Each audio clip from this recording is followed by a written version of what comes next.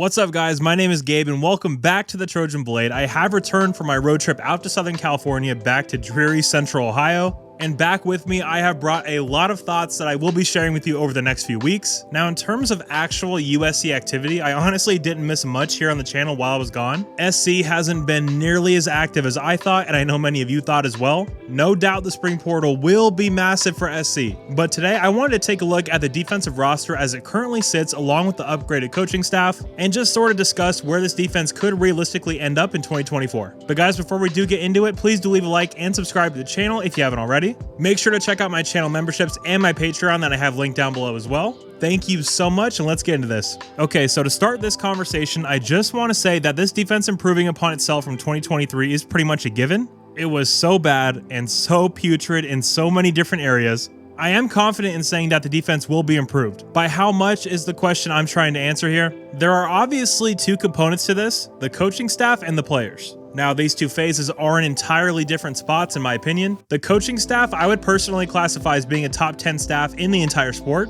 From top to bottom, this staff is stacked. Doug Belk, Matt Entz, Eric Henderson, Danton Lynn, Taylor Mays. I mean, so much experience, Super Bowls, national championships, All-Americans, you name it. This staff is just loaded. But when we flip over to the personnel side, we're not there yet. We've added some real nice pieces in the portal, no doubt, but the talent isn't anywhere close to a top 20 defense in my opinion, especially when you look along that defensive line. Now, like I mentioned earlier, when the spring portal opens, I'm looking for SC to take a couple big swings here. We need another stud on the interior. We need another difference maker at defensive end. I'd like another playmaking backer, and you can never ever have enough corners. What I'm trying to say is that I don't think we can or will go into the 2024 season with this defensive roster as it currently stands. I don't know about you guys, but I do not want to see Stanley T getting significant reps next year. Nothing against him personally, I'm sure he's a very nice guy, but at this point, we just know that this does more harm than good. So as this team currently sits, including staff, roster, and schedule, I honestly think this defense could be top 40. Of course, that would mean a few things break your way. It would mean Braylon Shelby took that big next step.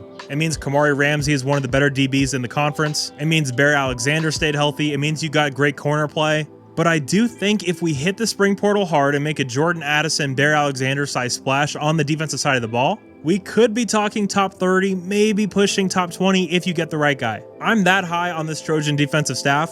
I think we're going to see a prepared and physical unit in 2024. Obviously something we have not seen in quite some time at SC. But yeah, going forward with the personnel, there are some big questions here. Of course, in the portal, you have already brought in some big names, whether it's Isaiah Rakes or John Humphrey or DeCarlos Nicholson, Akili Arnold, Kamari Ramsey, Easton Mascarenas Arnold, of course, Nate Clifton from Vanderbilt.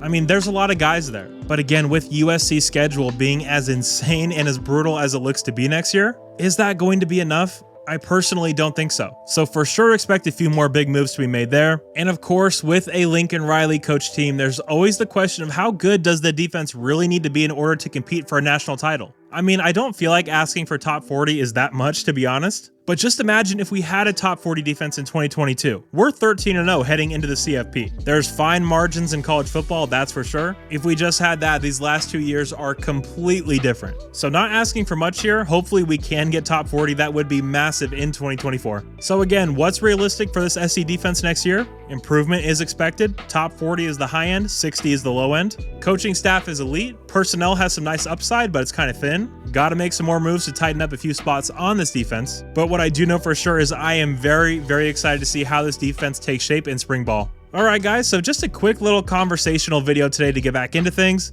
The uploads will be back to normal now, so I'm very happy to be back home, and I am excited to dive into things as we approach National Signing Day, spring ball, and of course the spring portal as well. And guys, if you did happen to enjoy this video, please do leave a like and subscribe to the channel if you haven't already. Thank you guys so much for all your continued support. You're all awesome, and as always, take care and fight on.